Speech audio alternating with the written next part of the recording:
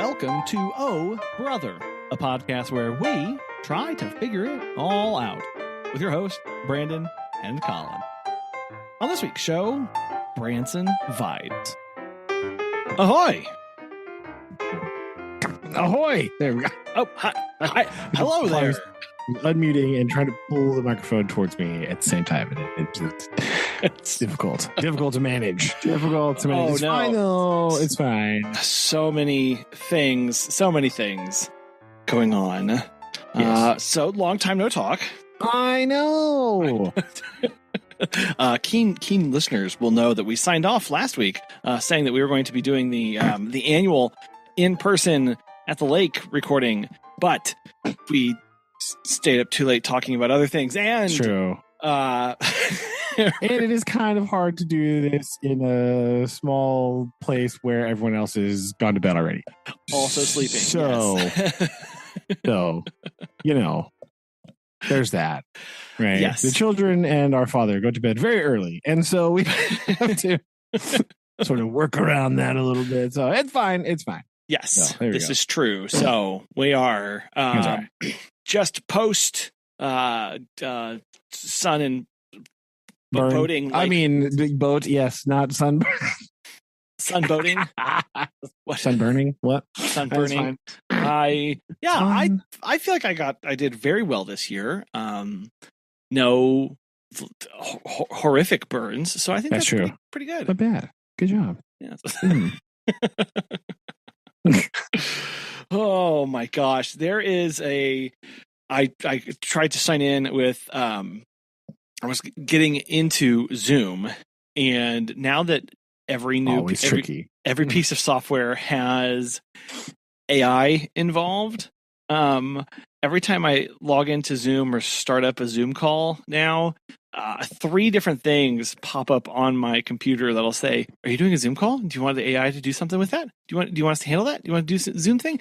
And it's just, it's like the birds from the seagulls from Finding Nemo. It's as soon as something happens, and they're just all the AIs are like mine. So I'm just hitting no, stop, go away, be gone. I will summon you when needed, and it continues just to be. Microsoft hit it out of the park with Clippy, okay? And so true. Peak. That was peak, and that's the only thing people have thought of is now. They're like sat over there and Clippy. Waited for you to ask him something, and then that was it. Looks like you're writing a letter. Yes, thank you. Yes, thanks. I butt out. Man, yeah, it's like an overbearing parent, right? Like, I see that you're doing this. Get away from me! It is. It's like, I see you're in a meeting there, huh? Doing a little meeting there, buddy. You want some help with your meeting? No, I don't need help with anything. I don't help with notes. Yeah, it's just like AI. The business AI model is basically just patterned after a mother-in-law. Right, so I see that you're over there and you don't have a snack. Would you like? Exactly. I see that you're doing that. So disappointing that you're doing it that way. If only there was a better way to do it. Bro, if you would have asked, I would have, done something. But guess we're not doing that. Yeah, it's like, I see. I guess you're just gonna do that over there. Man, if they program the Psy in, we're done. Absolutely done. The AI chatbot gets the okay. So I don't mean to rat out anyone in specifically here. However, I use and have used for a very long time, even before this AI craze or whatever. 5 years ago, there's this thing for transcriptions called Otter.ai. You upload your audio file and it will transcribe it for you. And it is pretty good. It's, as far as that goes, I can't afford to pay somebody to transcribe. The cost per minute to have a live person transcribe is astronomical. Yeah. And so now whenever I go to export, because you throw it in there, it's on the web, and you go to export the transcript. You're like, okay, you have given me words. I want a document with those words. Yeah. Now, every time that I do this, I go to export. A little drop down will pop up and will go, are you exporting to ChatGPT? Why not use Otter's own AI features? And I'm like, actually, no, I'm not exporting this. I just want the text. Just need this to like Word, okay? Get out of here. Right. I'm like, I just want to do the thing that you do. I just want that. I'm not going to go paste. Don't worry. Like, do I need to sign a waiver? That's like, no, I'm not doing anything with this. It's like, okay, sensitive much? My goodness. Okay. Yeah, sorry. man. Like, you're going to go and you're going to take this thing that I did and take it somewhere else. Man, like. It's like you're at your mother-in-law's house and you say you're going to go buy cookies. They're just like, there's perfectly good cookies right here. Yeah. Why are you doing that for? Cookies at home. Why would you do that? I made cookies. Exactly. I'm not saying that. I just don't want. Yes, that is what's happening. Thank you, Otter. Thank you for that. It's and every time I have to click no, and so what used to be a single export button is now an export, and I have to hit 3 buttons to make this. Like, are you sure? Are you really sure you want to do that? Are you going to leave me? Are you leaving me? Oh my gosh! Fine. I'll be back. I promise. Oh god. So I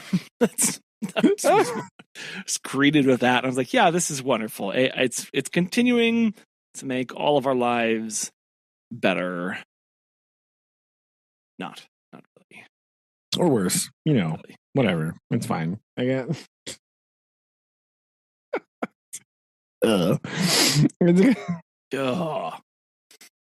I'm slowly recovering. I don't think I've been hydrated since Tuesday, is what I've realized. Wow, shocking. This is not. I'm like, just so much.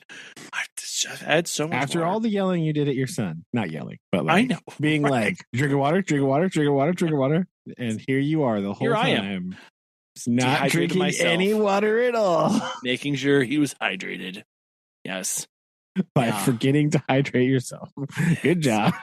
I've had water. I've had a lot of water. It's just not enough water. That's true. The problem. We're also outside for the entire day. So that'll do it. That also makes it difficult.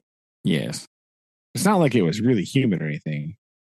It's not like the lake is but like it's been raining for, months straight, and the lake is like 30 feet higher. I know. Had literally all the water. Now I will say this: if you looked at cost per night per lake volume, this year was a really good deal. This is a better deal. This was a much more lake deal. There's a lot more lake this time. So, yeah, it's true. This is what I'm saying. So, more, go and flood your volume, people. Except, makes it just watch out. Don't hit the playgrounds or the really large sandbars or trees. The massive trees just in the river, in the lake river thing floating. Yes. I mean, it used to be a river, so it used to be. It's fine. It's some say still kind of technically a river since there's lateral flow. That is true, especially now. There's a lot of lateral flow. Yeah, because all the dams are just open. Like no, let it all out, all of it. Just wide. Well, that one has to have it like mega open because all the other ones before it are open. So like, oh right, you know what I mean? Like that one, like Bull Shoals has to be open because Table Rock's open, right? And like, I don't really know if Taneycomo is actually. Is there even a dam there? Like, is that actually a lake, or is that just like people say it's a lake? I don't know. I don't know. I don't know if there's actually like it's very tiny compared to all the rest of them, right? It's like eensy, especially compared to Bull Shoals. Bull Shoals is very long. It's very big. I'm trying to think, like, where is the dam on Taneycomo? That's what I'm saying. Is there even one in Forsyth? I mean, that's kind of where it sorta, right? But like, is there even really a lake there? Because like the Table Rock Dam is down by just like the Port Royale thing, right? Like over there. But like, is there really? I mean, it's got to be somewhere over there, or does it even really? I don't know how. I don't know how Taneycomo is technically a lake because it's like. I think there is. It's the most rivery of all them. It is the most rivery. I am looking at some structure right now. It does not have like your typical dam, like with like power generator and stuff. This just looks like a low is it wall. Ozark Beach Dam? Is that what this is? Yeah, definitely. I think this is just a small little wall. Yes. Okay. Yes, this is just a lump. Yes, because if you look at if you're looking at the dam, because when you look at the satellite, it's just like, what is going on? If you look to the right of the dam and the left of the dam, it is all the same width. There is no it's which is not what typically happens with and dam. Exactly. They're not. Plus, it's just so stinking close to Bull Shoals. Like, it just. Wow. Yeah, it's that's why it's like it's weird to look at it between Table Rock and Bull Shoals. There's just like an extra bit of squiggle, and you're like, no, that's Lake Taneycomo. You're like, is it? Like, I don't think that. No. Is it really? No, I don't think that's true. It's the slack water between Table Rock and Bull Shoals, people. You can't. Yeah. Like, that's not actually. You can't do that. Correct. No. Right? But then if you go upriver more, you got Beaver over by like Rogers, right? And it's also very large, right? Because it's on the same White River system that goes all the way over there. Oh yes, Beaver Lake. Yes, Beaver Lake is quite extensive. And then you got, I think, Beaver Lake is very big as well. So yeah, Table Rock, Taneycomo, Bull Shoals. And then it goes down Chain to Norfolk. Lakes. Is that real? That's not real. That's not real. What is that? I don't know. I don't know. Yes. Okay. Yeah. But then it finally is like, oh no, just White River now. Thank you very much. Yes. Like, it's just all White River after that. So, yes, but everything is up and exceptionally so. Like the kids wanted to go from our place where we were staying up to the Cookies restaurant, but via boat. And I said, no, we do not have that much time in a day. That much gas. I do not. It's actually quite far. Like, it is. You have to go so far south, like before you start going north. Yeah, because it's wiggly, right? Yeah. So you would have to go way down the lake and way over. Like, that would be insane. Maybe not. Maybe, that's not a plan. That's not something we're going to execute. That's true. It's a good thought. Good thinking. But good ambitions. Good ambitions. Maybe find a closer. Surely there's a closer marina somewhere else. I don't know. Like, work on that for later. Like, is there another place you can go? But like, yep. Just really want to travel by boat. Like, yep. Just really want to do this. And I think that's I get it. Like it's fun. Everyone wants to do that, but no, not doing. But also no. Like that. Also no. I'm not traveling hours. Like if there was some dock within 15 to 20 minutes that we could go to like and have dinner and just take the boat there, that'd be fun. I'd do that. But that's fair. I'm not. I don't know if that is a thing that it's possible. It's not on Bull Shoals. Yeah. Not on. It's the remotest of the lake. Yes, remotest, void of everything. Okay. Like, yeah. It is. It's not populous in the least. If you want that, you have to go to Table Rock or Lake of the Ozarks, and nobody really wants to go there. No.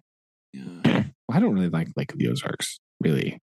It's not really very, it's weird. I don't know why. I think okay, never mind. I know why. It's because it gives Branson vibes. Right? It's like Branson light. Okay. You know, like the infrastructure built around Lake of the Ozarks is just like, it's so artificial. Just like, oh no, we just want tourist people coming. That's it. That's all that's there. So it's just like weird strip malls and like hotels and mini golf and like, that's it. That's all there is. Right. And so, I mean, it's not all there is, but like, that's a large portion of what it is. Yeah. And so it feels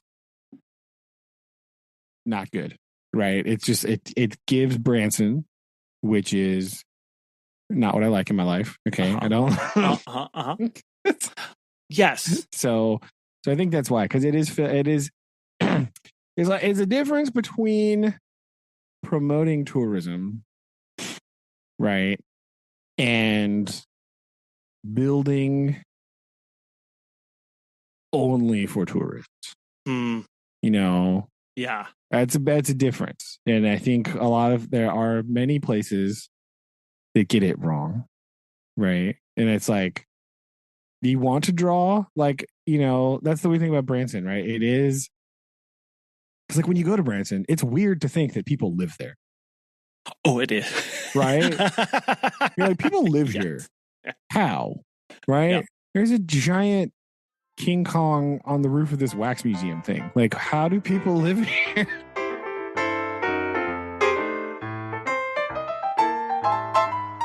Yeah, it is. It's kind of like where you go, hey, you know, what people think when you're like living in Paris or these things, like, man, how is it like living around the Eiffel Tower? How do you get used to that? It's a bit different when you ask people, like, how do you get used to the giant gorilla on a roof or the Titanic replica on the side of the street with the iceberg? Like, what's it like? Yeah. It doesn't quite have the same nostalgia, you know? No. And like, and that's the other thing that's weird, right? Like, but that's what, like, I think we talked about this a little bit, but that's the thing that like people like in Spain and stuff are so mad at, right? People in Spain, if I get this wrong, you please feel free to correct me here. But like, it is like people want to go to Spain because it's Spain, right? Like, they just want to be in Spain. Yep. You know what I mean? But some people in some of the Spanish cities are like, oh, we need to build stuff especially for the tourists. And all the people that live there are like, no, you should be taking all this tourist money and using it to make my life better, because that's what you said you were doing. And now what you're doing is making weird stuff only for people that visit and stuff that won't help me at all and I don't want. So squirt gun time. Blam. Like, that's what. Yeah. And you're right. It's some may say that in like Lake of the Ozarks, they're really trying hard to make fetch happen. Like, it's really, but that's like, I mean, to be fair, because like, what else is there? Right. You know, but it was definitely hey, we're going to build this lake and then we're going to turn it into something just for something's sake, right? Exactly. Like, yeah. It wasn't something that was already there that people were coming for, right? They were like, no. If we build it, they will come. Right. It literally, like, that's what.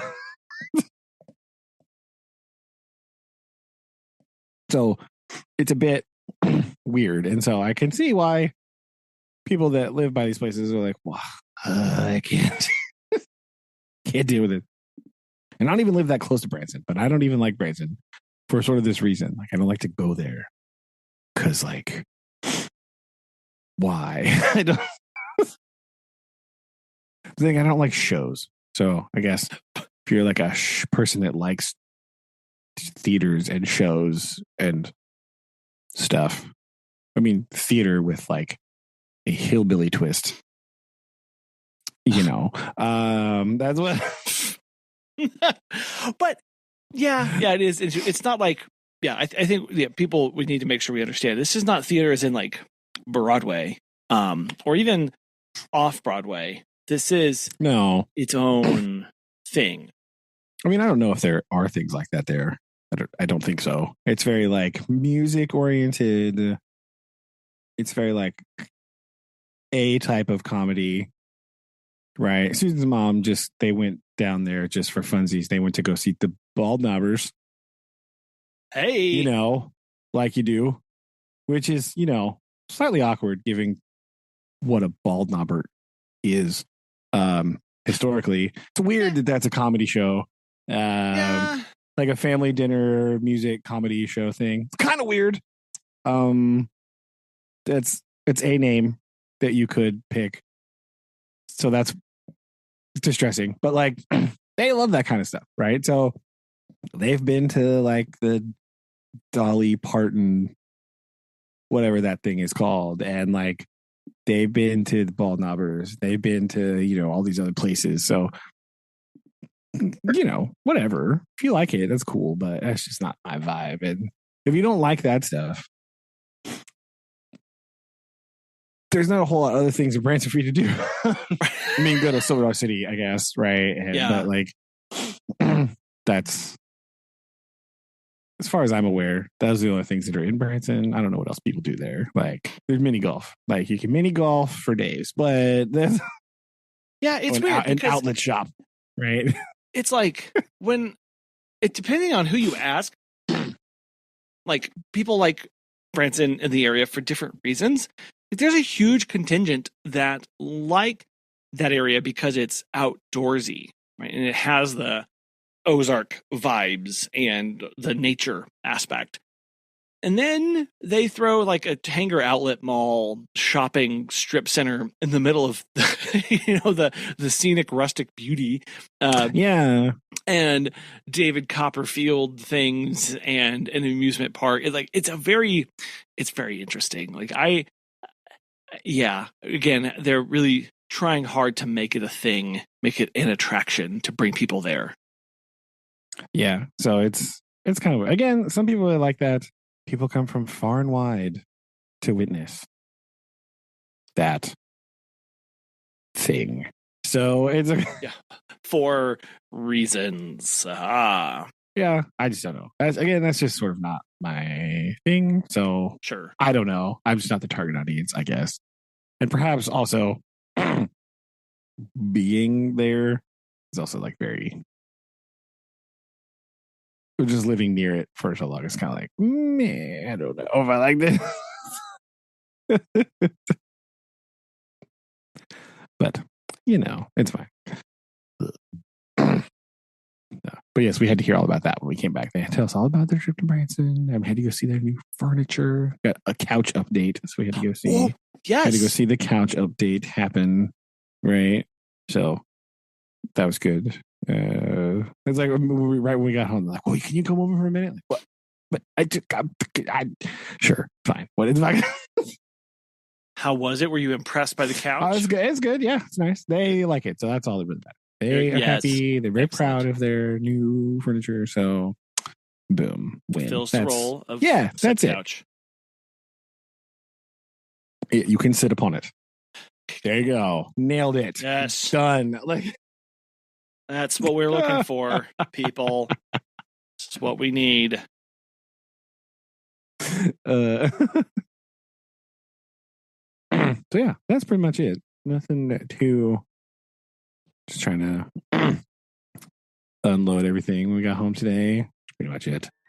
Yeah. Big excitingness. So, but yes, Lake was very fun.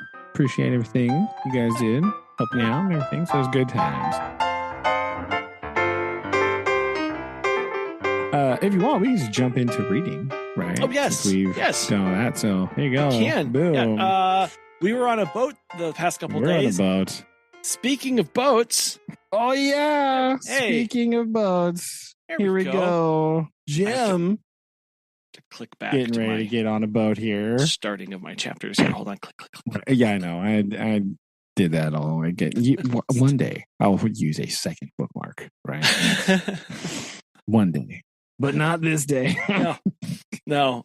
If I were true a power user, I would just use the the quick back button on this, where I can like bookmark various spaces and just I can tab between them. But I don't do that. So luckily these chapters are short enough that it's not too bad. Right? Yeah. It was much worse last summer with your boy Mark Twain. It was 7,000 pages ago. Gotta find this. Anyway, so chapter 10, The Voyage. The Voyage. Right? So we're getting bustled up, right? We're getting everything going together. And we really get a lot more, I think, of the fish out of water sentiment here, because we have a lot of buccaneer sailory speak, right? My version I'm reading has a ton of like asterisk-y things at the bottom being like, oh yeah, that's what this is, or this is how you pronounce this word, right? Like, so perhaps even the reader is like, what's a capstan? Why is bosun spelled that way? what is happening? I don't understand what's going on. So they're like loading up the boat, right? We're getting everything ready to go and we're loading up, right? And we also learn randomly that people called silver barbecue, just like out of nowhere. That's also weird. Yes. Yeah. There is a dizzying amount of terms and references. And I think this is further to make it confusing to both the reader and to our boy here, for just to put us in that perspective of now you're having to keep track of two different names in different contexts, and it does add to that little bit of what this is all going pretty fast now. Yeah.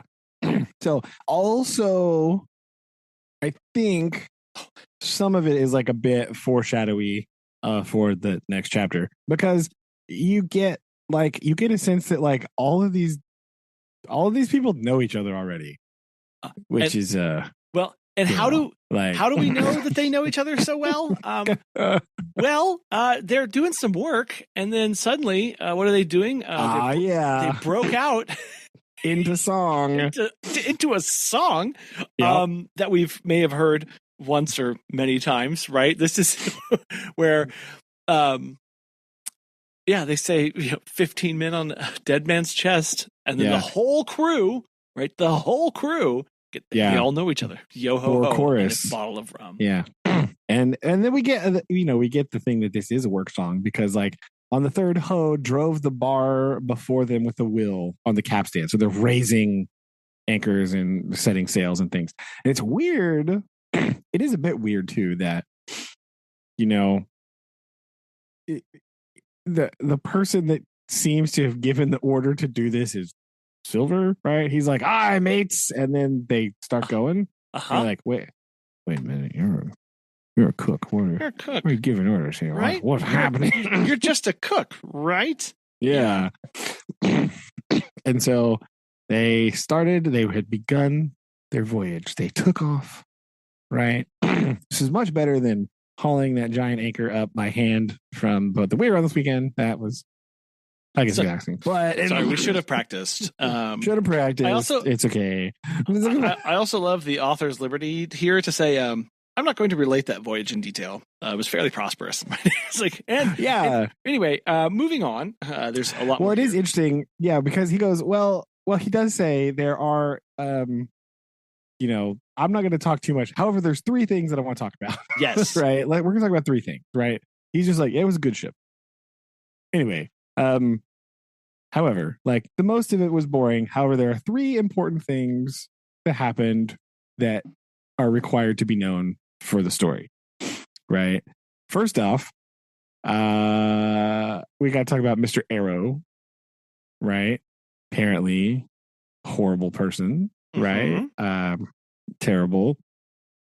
Who would like show up mysteriously inebriated, right? Right. But that was by no means the worst of it, for after a day or two at sea, he began to appear on deck with hazy eye, red cheeks, stuttering tongue, and other marks of drunkenness. And everyone's like, bro, where what?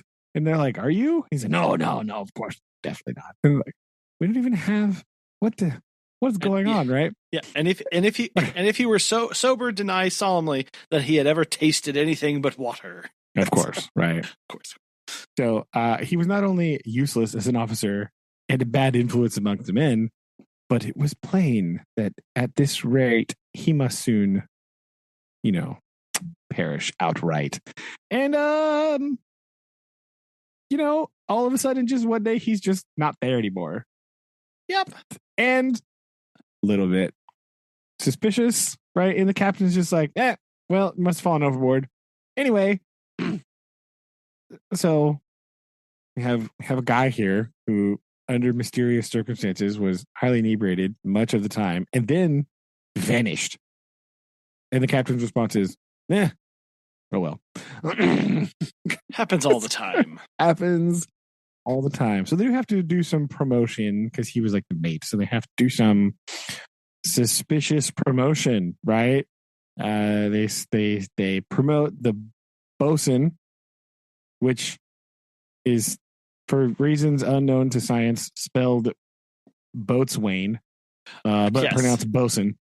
I have no idea why. Right, that's a fun one. Like, what? So if you've ever wondered, listeners, it is officially pronounced bosun, but is not spelled as such. No. For some reason that I don't know, right? So they promote that guy, which he was a great confidant of Long John Silver, which is mysterious, right? Also, they had, what was this here? So boom. And they kind of talk about some other crew member, also the coxswain, which is spelled coxswain. Again, excellent. Why? What is going on here? For all those people that say, no, the English is perfect. It makes great sense. No, I present to you ship terminology. I don't know. Say less, right? And so we get this, and then we get this big long thing about Long John, how he gets about the boat, right? He sort of has tied his crutch about his neck and is swinging along on some ropes that he's rigged up in the galley. And so he just sort of like uses the ceiling to whip around and, zip about in the thing and do all the stuff, right? Which is very interesting. It reminds me, I don't know if you remember this, right? But our great grandmother, right? She had a crutch. And this has kind of made me think about how she used to hop around the kitchen, like cooking, but she had a crutch in her arm. And she would just like hold it and just like just like zip around the kitchen. Oh my gosh. But with the crutch, like cooking stuff. Like, what was happening? So I had to think about that. That was kind of funny. Right. We're introduced to the parrot. Oh yes. This was interesting. Has a suspicious name. Does he now? Does he now? I calls my parrot Captain Flint. For no reason. Yeah. At all. For no particular reason. We get this big, long, very elaborate backstory about this parrot. And we know he's talking about how the parrot like yells pieces of 8 all the time. Right. And this parrot is old and he's, he claims that the parrot is 200 years old. I feel like I'm not a parrot expert. I know they're long lived. I feel like that might be slightly too long. Yeah, not that long lived. That's for sure. But he is, Long John Silver. So we don't know. But we do hear that he has his parrot has been around the world here, right? She has sailed with England, the captain, the pirate. She's been at Madagascar and Malabar and Suriname and Providence and Portobello. She was at the fishing up of the wrecked plate ships, right? And so this all around like the Indies and Goa and everywhere. So it's very it's a well-traveled oceanic parrot here that we get introduced to. It's very, very strange. And then let's see, what was the third thing in this chapter? Oh, no. We do learn that the captain and the squire are not really seeing eye to eye very much here, right? They're still kind of, well, mostly the captain is miffed at the squire for telling everybody all about the plan, right? Yep, he's still not letting that one go. Which fair, right? But at the end of the chat, was there something else here? Oh, this is where he starts talking about the it goes on a little bit to talk about the captain and the squire, and how the one thing that the captain did give the squire was he said, you got a good ship, right? He's like, okay, this is actually a good ship. It's not too bad. Good job on this one. So anyway, basically sun is setting, right? And Jim decides, man, I need a little snacky snack. As one does, obviously. He needs a sweet. Obviously, starts getting a little bit late. Need a little snackerino. So Jim decides to head down. He's like, he fancies himself an apple, right? And as there are not many apples left, which leads us to believe that we have been sailing for a bit, right? Yep. Old Jim has to kind of get in the barrel to get the apple. But while he's there, chapter 11 happens. Dun, dun, dun! And I love the chapter title, What I Heard in the Apple Barrel. That's very good. Right? Yes. We know what to expect. Yeah. So to set the scene here, the closing lines of the last chapter, right? He gets in there, he hears a voice, and he's like getting ready to, he's like, what's going on? And somebody like sits against the barrel, and he's getting ready to get out, but till he heard who was talking, right? And the closing line here is, it was Silver's voice. And before I had heard a dozen words, I would not have shown myself for all the world, but lay there trembling and listening in the extreme of fear and curiosity. For from these dozen words, I understood that the lives of all the honest men aboard depended upon me alone. That's a good sentence, really. Yes. To be honest here. It is. Yep. And then we go barreling straight into the next chapter with Silver off doing this. Yeah. Right. Yep. So he starts talking about Flint, right?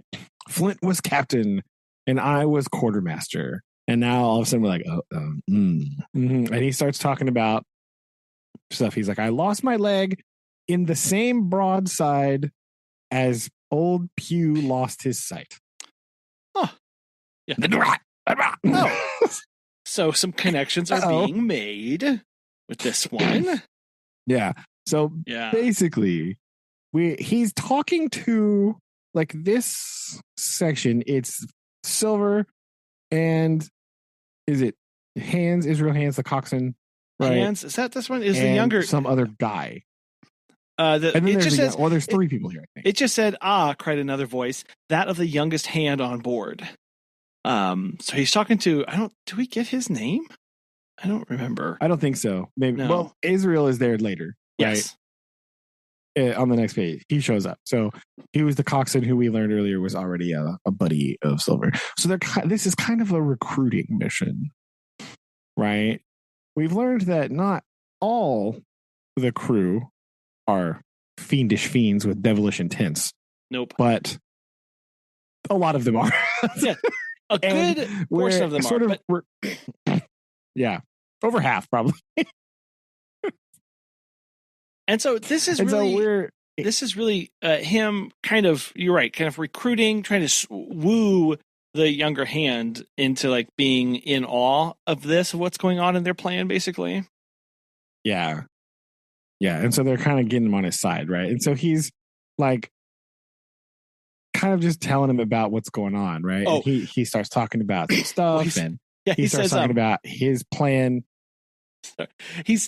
What I like this again. I want to jump back into earlier in this conversation real quick. Sorry.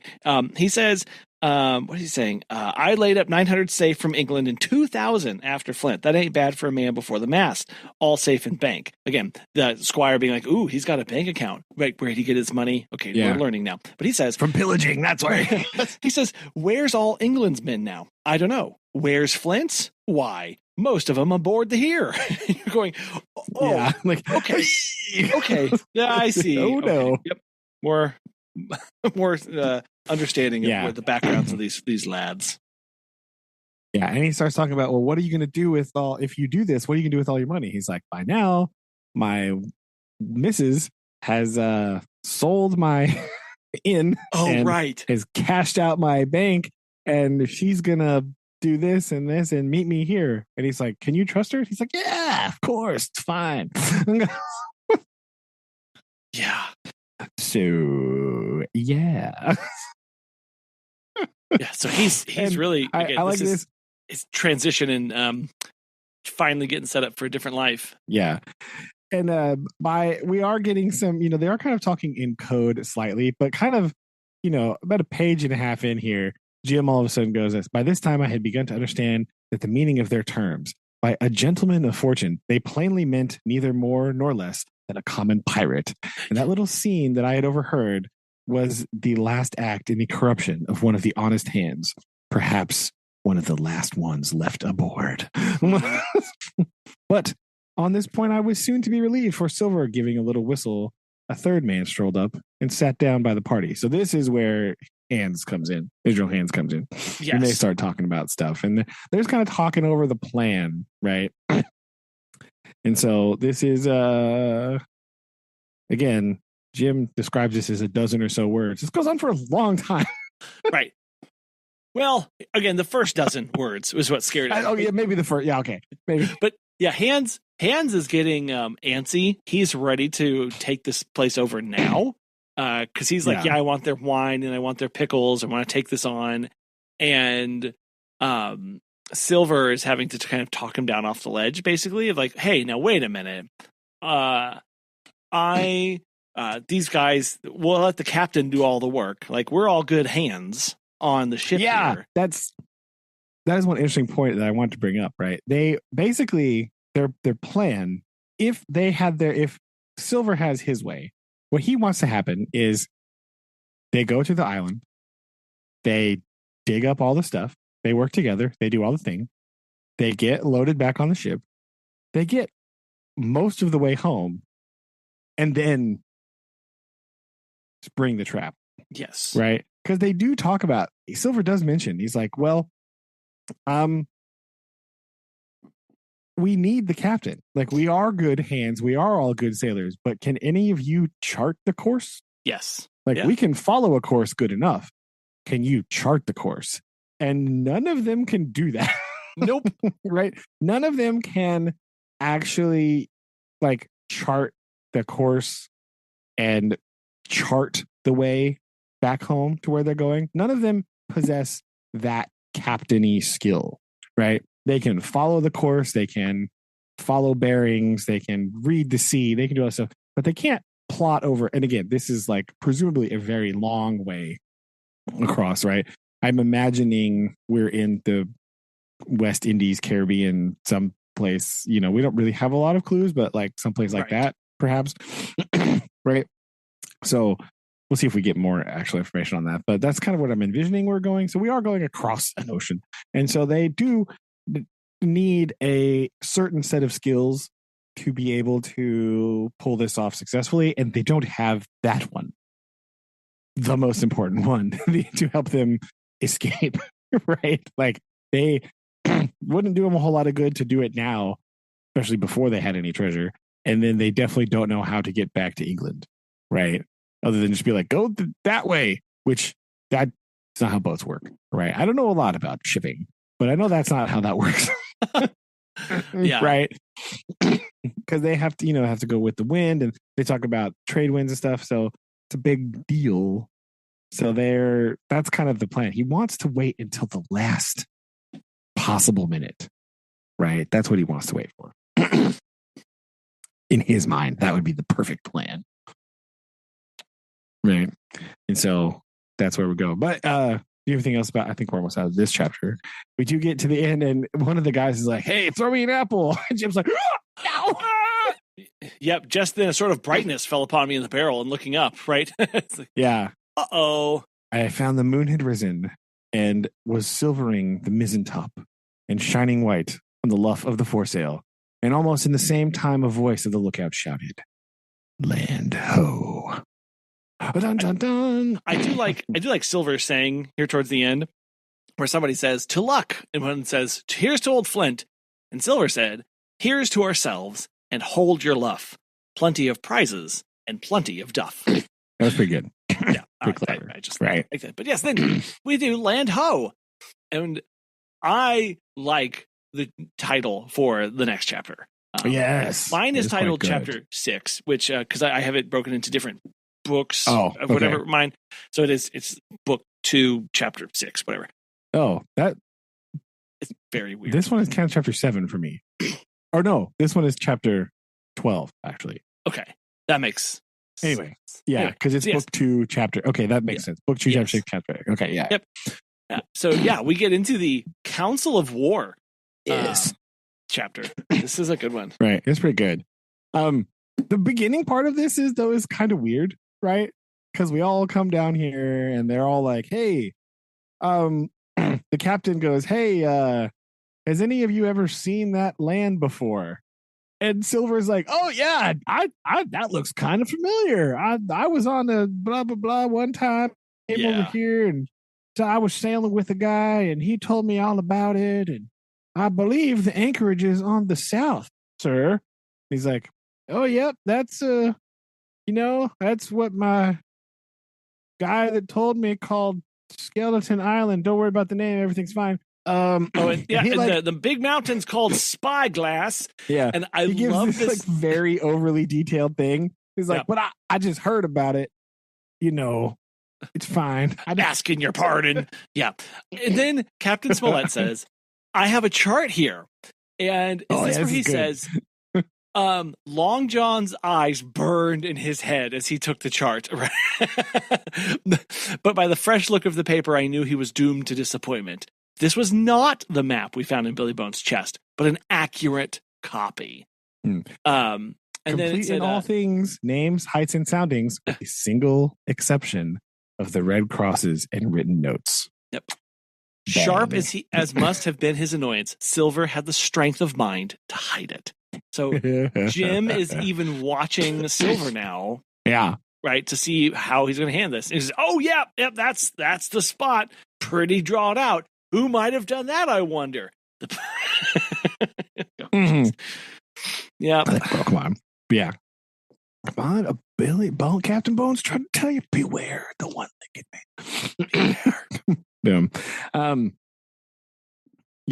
he's like, "Oh yeah, this right here, Captain Kidd's Anchorage, just the name my old shipmate called it." It's so crazy. Yeah. Wild. Bro, it's laying on real thick right here. It's nuts, right? So anyway, they go and they do there. I do like I was surprised at the coolness in which John avowed his knowledge of the island. And I was half frightened when I saw him drawing nearer to myself, right? But he just came over and he's like, "Hey, just let me know if you want to go adventuring. I'll get you some lunch and whatever." And Jim's like, "Okay. Right. Thanks." I don't. Yep. And then, as soon as he has a chance, he waits for the captain to finish, and then he runs up to them. Well, this is pretty clever, right? Yes. He's kind of like, he doesn't like run open to them. Well, no, but he's just kind of like, is walking by. And when you get down there, send for me. I have things to tell you. I have terrible news. Dr. Lively's just like, like doesn't blink. He's just like packing his pipe or whatever. He's like, okay, thanks. And then right, he says, all right, thank you, Jim. And that was it. He plays it off nice, like that's what I wanted to know. Giving it the old like, yep, like, you weren't talking to me. I was talking to you. Of course, everything's fine. It's pretty good. So they play it cool, right? Play it cool. They the captain issues some grog for the men because they've been doing such a good job, right? So that was good for them. He's kind of distracting maybe a little bit. Shablam. Oh, well, then he says, the cheer followed. That was a matter of course. But it rang out so full and hearty that I confess I could hardly believe these same men were plotting for our blood. Yeah. He's like, oh man, I know all of these people don't like us and want us to kill us. And they're all in this, right? They're really playing this well. Mm. So he does, right? They go down, the captain and them go to the cabin, right? And they send for Hawkins, right? And they're like, well, what did you want to say? And he spills the story, and they're like, God. And I'm like, now Captain said to Squire, you were right and I was wrong. Yep. and like, it's weird that that's all he said, but like,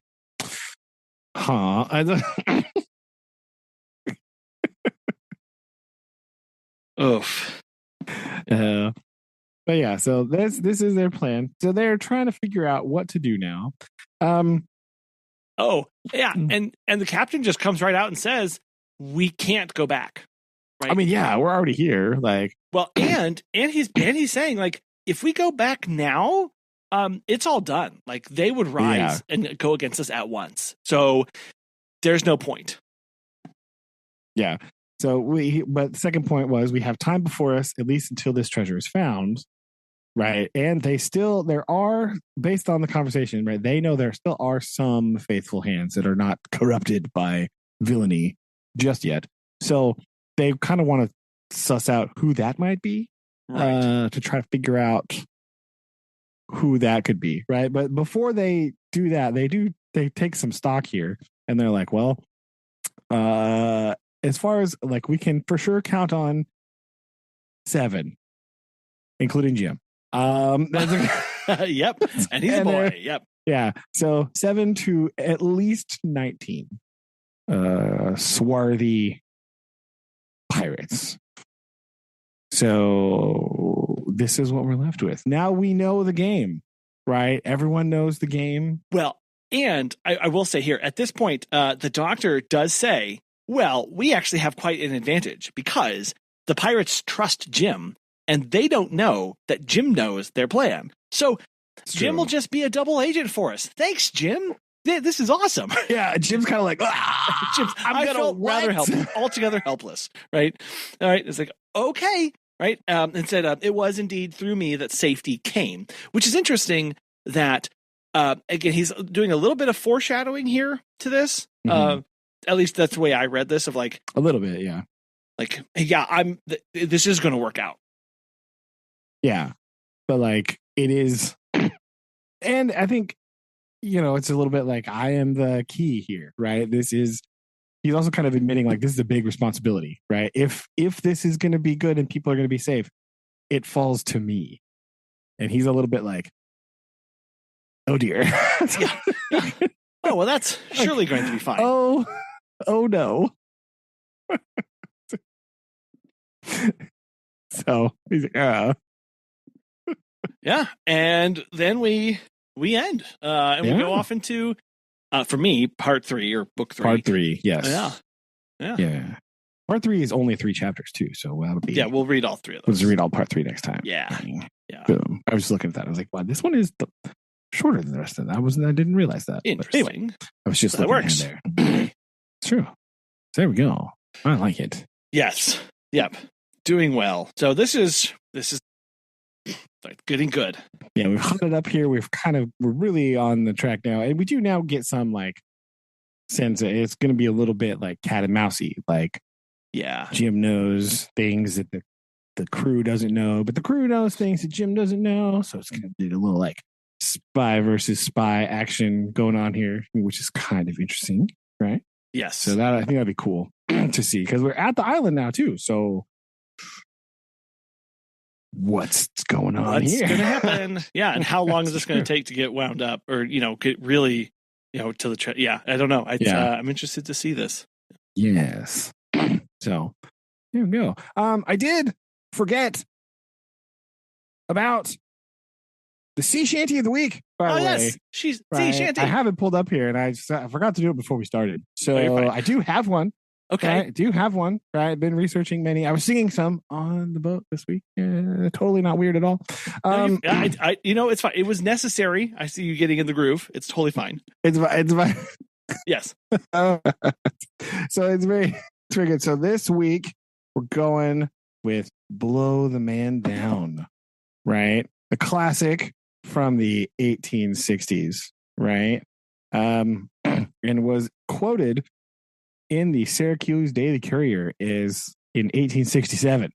So that's at least 1860s, right?